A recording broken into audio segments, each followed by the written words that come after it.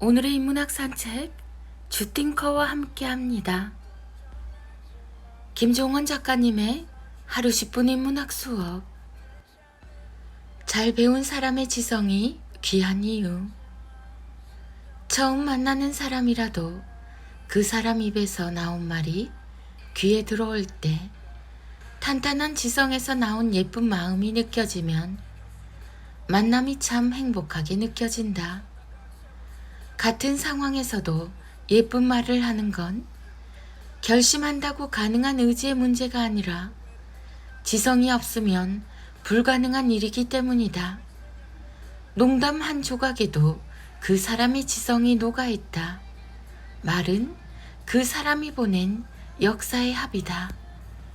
쓰면 쓸수록 더 나은 나를 만난다. 동화책을 쓰겠다고 결심하고 무려 5년이나 시간이 지났다. 엄청나게 사색하고 또 사색해도 나오지 않던 원고가 지금 방금 나왔고 순식간에 탈고까지 끝냈다. 내가 가장 잘하는 방식이 있는데 또 다른 곳에서 시간을 허비했다. 5년이라는 시간을 담은 이 동화책 정말 기대된다. 글쓰기는 늘 내게 교훈을 준다. 세상이 원하는 방식은 있고 네가 가장 잘하는 방식을 기억하라.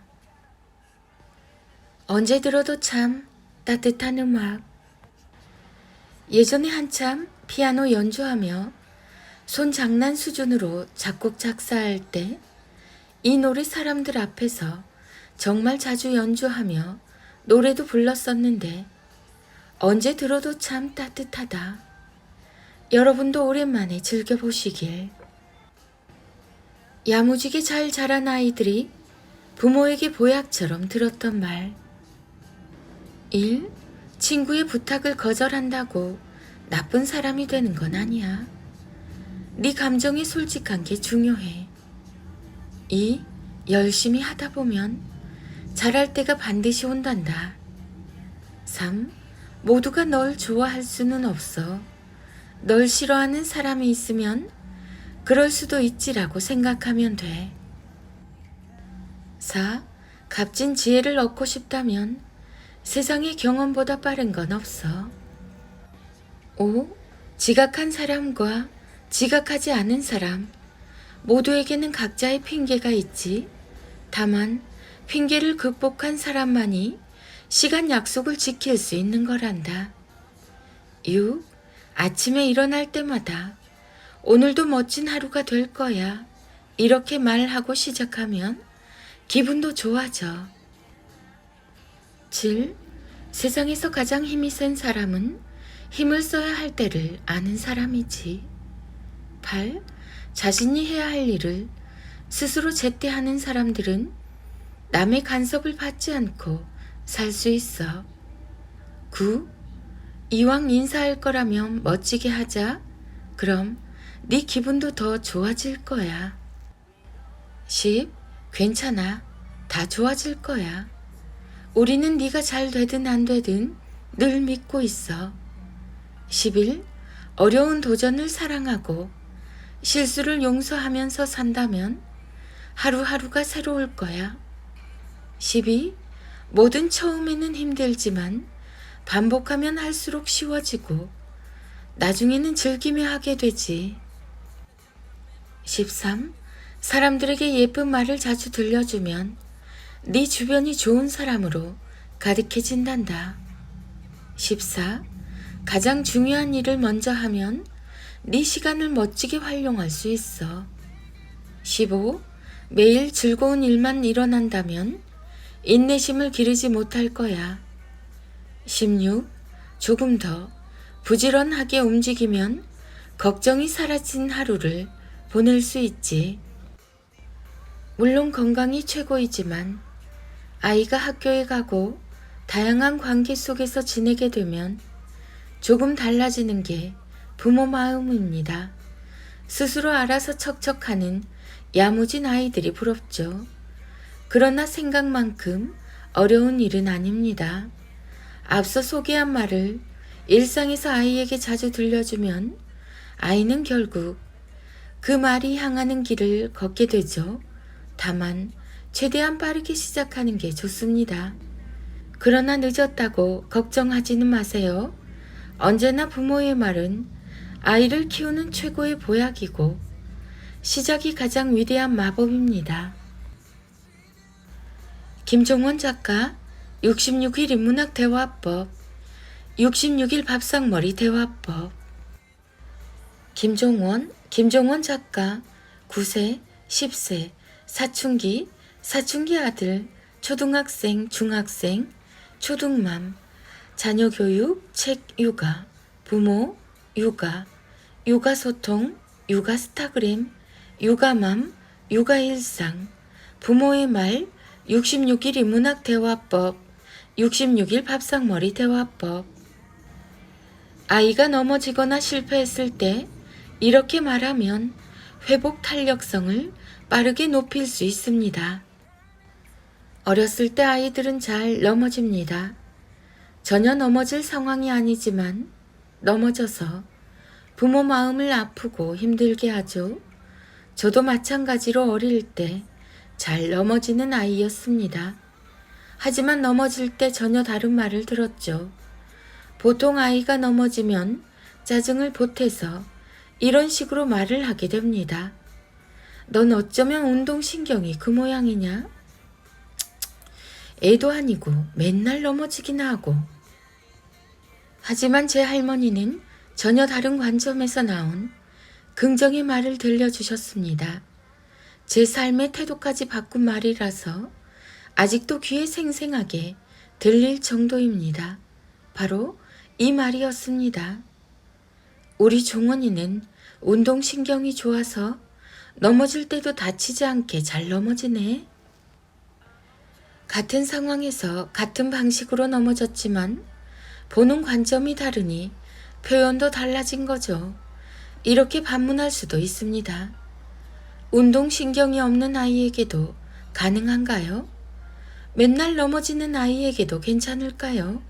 자, 여러분 한번 생각해 보세요. 넘어지거나 실패할 때 아이에게 필요한 게 뭘까요? 철저한 분석과 냉정한 판단일까요? 아닙니다. 그때 아이에게 정말 필요한 건 다시 일어설 수 있게 용기의 말을 들려주는 겁니다. 요즘 유행하는 말로 거창하게 표현하자면 회복 탄력성이라고 부를 수도 있겠네요. 실제로 부모에게서 이런 희망과 용기의 말을 자주 듣고 자란 아이들은 일상에서 실패를 해도 스스로 잘 일어나고 도전을 망설이지 않습니다. 비록 부모는 곁에 없지만 부모가 들려준 말이 여전히 남아서 아이의 삶과 몸을 일으켜주기 때문입니다. 아이들은 넘어지고 실패하면서 더 크고 단단한 사람으로 자랍니다. 하지만 어떤 아이는 넘어질 때마다 더 크게 성장해서 일어나고 또 어떤 아이는 넘어질 때마다 자꾸만 더 작아지고 나약해지죠. 아이가 넘어지거나 실패할 때 들려주는 부모의 말이 같은 아이도 다르게 키웁니다. 부모의 말이 얼마나 큰 힘을 가졌는지 쉽게 이해가 되지 않는다면 여러분이 넘어진 아이라고 생각하며 다음 두 말을 비교해서 읽어보세요. 우리 종원이는 운동신경이 좋아서 넘어질 때도 다치지 않게 잘 넘어지네. 넌 어쩌면 운동신경이 그 모양이냐. 애도 아니고 맨날 넘어지기나 하고. 어떤가요? 같은 상황에서도 희망과 용기를 주는 말을 자주 듣고 자란 아이들이 나중에 더 큰 사람으로 성장하는 건 어쩌면 당연한 결과라고 볼 수 있습니다. 그럴 수밖에 없는 말을 듣고 자랐으니까요. 회복 탄력성을 키우는 말을 일상에서 자주 들려주세요. 어렵지 않습니다. 아래에 소개하는 5가지 말을 필사와 낭독을 통해서 여러분의 언어로 만드시면 됩니다. 1. 네가 태어난 후부터 우리 집에 좋은 일만 생기네. 2. 우리 종원이가 하는 일이라면 언제든 믿을 수 있지. 3. 네 웃는 얼굴을 보며 하루를 시작하면 그날은 좋은 일이 더 많이 생기더라. 4. 늘 좋은 방향으로 생각하면 결국 좋은 일이 생기더라. 5.